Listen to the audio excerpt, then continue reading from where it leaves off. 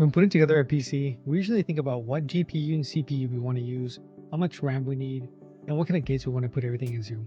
Same goes for a new console. We usually think about what games we're going to play, but the thing is, having a high-end PC or a next-gen console doesn't mean as much if you don't have a monitor that can really showcase what it can do.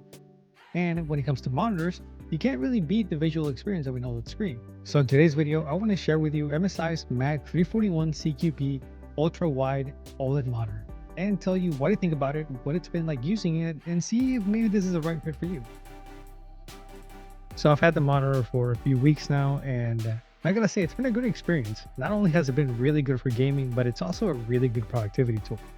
Now, before we get into talking about all that, we gotta take a look at the price and the specs. And quick disclaimer here, MSI did send this in for review, but they didn't see this video before it released and no money was exchanged. All opinions are my own. That is something that's always gonna be true in every single one of my videos. That being said, let's get on to the specs.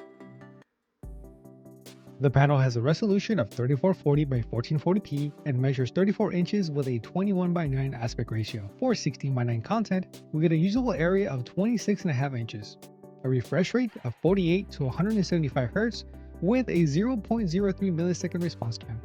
It supports adaptive sync and has a brightness range of 250 to 1000 nits and 1800R curvature, and what this means is that this curvature would make a full circle with a radius of 1800 millimeters. So basically it has enough of a curvature to give you comfortable viewing angles without distorting the image. It features passive cooling thanks to a graphene film and a custom heatsink on the back. So if you're a content creator, you don't have to worry about it making any extra noises. For I/O, we get two HDMI 2.1 ports, one display 1.1 port, one 3mm headphone jack, one USB-C port with 15-watt power delivery, two USB 2.0 ports, and one USB-B port for KVM function. It's 14.21 inches tall without the stand and 31.97 inches wide, weighs 19.4 pounds, and it is base mount compatible. It also supports firmware updates using a combination of the USB-B and a display cable, but unfortunately in the box we only get an HDMI 2.1 cable. And you can currently find it on Amazon on sale for $79.99 USD. The build quality is solid, and my only real complaints are with the base. It just feels a little too big and the cable management isn't as clean as I would have liked.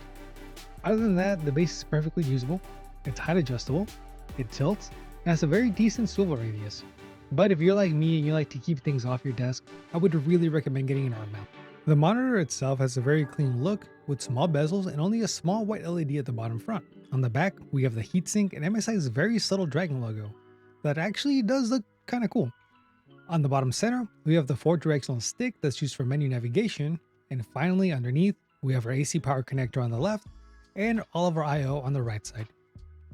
Okay, let's talk a little bit more about this screen. Like I said earlier, it's a 1440p 48 to 175 Hz OLED panel with adaptive sync and a 10-bit color depth when using HDR. It's got a glossy finish and an anti-reflective coating that's very effective at keeping colors looking vibrant and reflections to a minimum. Even with bright lights around, reflections have not been an issue. MSI is using a Gen 1 QD OLED panel that's Display HDR True Black 400 and Clear MR 9000 VESA certified. This last one's pretty important since a high score means less motion blur, and that makes a big difference in clarity when playing fast-paced games. While the decision to go with a Gen 1 instead of a Gen 3 panel might worry some potential users, the addition of OLED Care 2.0 and the 3-year warranty does offer some peace of mind. I'm in no way implying a Gen 3 panel wouldn't have been great, but OLED burn-in isn't as big of an issue as it was years ago, especially if you're using the OLED Care features. While the high refresh rate and adaptive sync sound awesome for gaming, it's great for more than just that. For those that care about photo and video editing, it has 139.1% of the sRGB coverage, 97.8% Adobe RGB, and 99.3% of the DCI P3 color space with a color deviation of less than 2 delta E. You can also quickly change between those color profiles using the Gaming Intelligence software. Speaking of gaming intelligence, in here we have access to 13 different color profiles including the 3 I just mentioned. It also gives us quick access to MSI's OLED Care 2.0. Here we can make changes to pixel shift, run panel protect, which can take a few minutes to complete and should ideally be used after a few hours of use with a lot of static elements. You can also toggle static screen, multi-logo, taskbar, and boundary detection. What these are going to do is detect static elements and lower their brightness to reduce the chances of burn-in. It really doesn't take anything away from how good the screen looks, and it can extend the life of your screen. We can also adjust system settings like power button function, input source, set keyboard hotkeys, and change what the navigation keys do. A lot of these options can also be accessed in the OSD panel, which can be opened by pressing the 4-way directional stick on the back. In here, we have 9 submenus where we can control things like color mode, adaptive sync, OLED care, picture-in-picture, KVM options, and a few other things. That last one is pretty useful if you're using a laptop along with your main PC because you can split the screen and use the same keyboard and mouse for both. Now, it's not perfect or as smooth as I would have liked, but it's still a good feature to have. To get it working smoothly, you need to connect the USB-B cable to the monitor and the main PC, have gaming intelligence installed on both PCs, have the second device connect over USB-C, set some hotkeys to change the KVM source between both systems, and plug both the keyboard and mouse to the USB ports on the monitor. Once you set all that up, you just select the PvP option in the settings, and that's going to split your screen up. Unfortunately, it only works with hotkeys from PC to PC, but luckily, if you're using something like an iPad, you can just use a 4-way stick to access the quick menu for the KVM source and switch back and forth. You can use a wireless 2.4 GHz dongle, but unfortunately, it doesn't seem like Bluetooth peripherals work. You also can't have HDR or adaptive sync turned on. Again, not as smooth as I wish it was, but still cool to have if you have a laptop or you want to set up a handheld. So that's going to cover most of the important hardware and software components, but I think user experience is just as important as those things.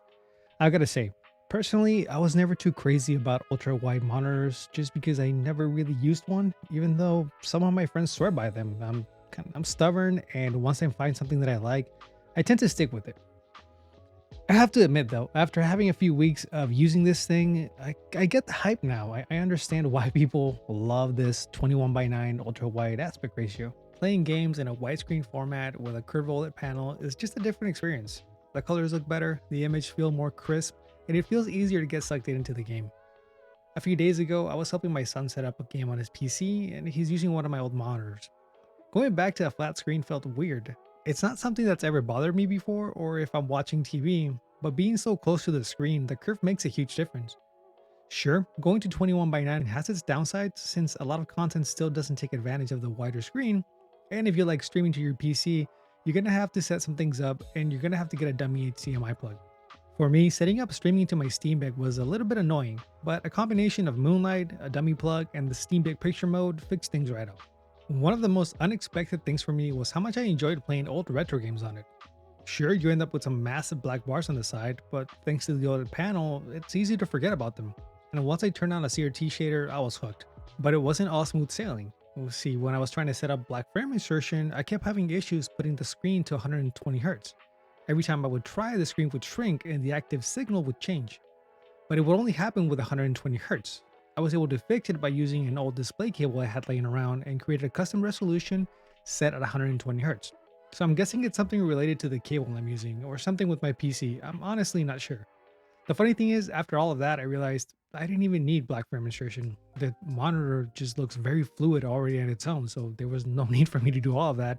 But I did find that issue, so I need to keep experimenting with that, see what was the cause. My old setup was using 2 monitors side by side because I like to have a bunch of stuff opened up all at once. Usually I'll keep one for my main work area and the other one I have like YouTube or Discord or something else running there alongside it. Even for video editing, what I'll normally do is I'll have one monitor just for Resolve and I have everything opened up right there, and on the other one I have a pool of videos that I organize before I drag them in.